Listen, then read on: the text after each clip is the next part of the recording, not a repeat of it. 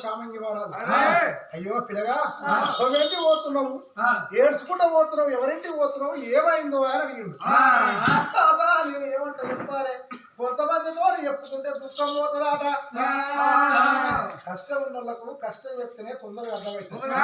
సుఖం ఉన్నోడికి కష్టం చెప్తే వాడు సుఖంలో ఉన్నాడు వాడే వాడు చేసుకున్నాడు చల్ పూర్వ ఎవరికైనా చెప్పుకోమంటాడు మరి అటువంటి కష్టం ఉన్న వాళ్ళకి కష్టం చెప్తే అర్థమవుతలే తాత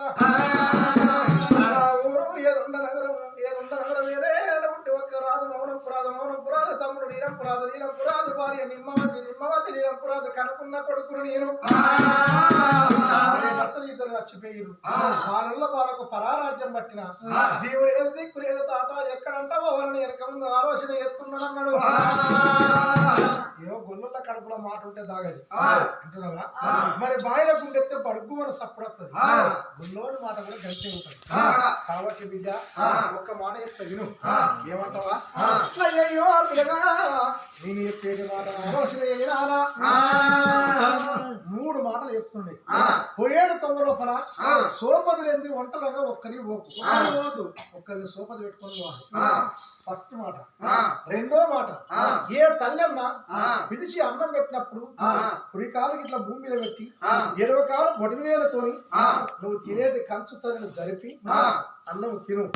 అన్న ఇసం పెట్టడానికి పదార్థం అవుతుంది ఏ స్త్రీతో నువ్వు ఫస్ట్ పొందిక ఏ స్త్రీతో నువ్వు కలిసినప్పుడు ఒక కంట నిద్ర ఉండాలి ఒక కంట వెనుక ఉండాలి ఓ పిల్లవాడగా చెప్పిన మాట మనసులో పెట్టుకో బొల్లా శివయ్య తాతను గుర్తుంచుకో బిడ్డ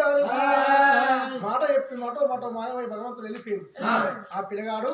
సోపతి అంటే నాకు సోపత వాళ్ళు రావాలి ఇవాళ నా సోపతి నేను కష్టం ఉన్నా నువ్వు రారా బాబా అంటే వేరే మనిషి వస్తారా రాడు ఎవరిని సోపతి పెట్టుకొని పోవాలి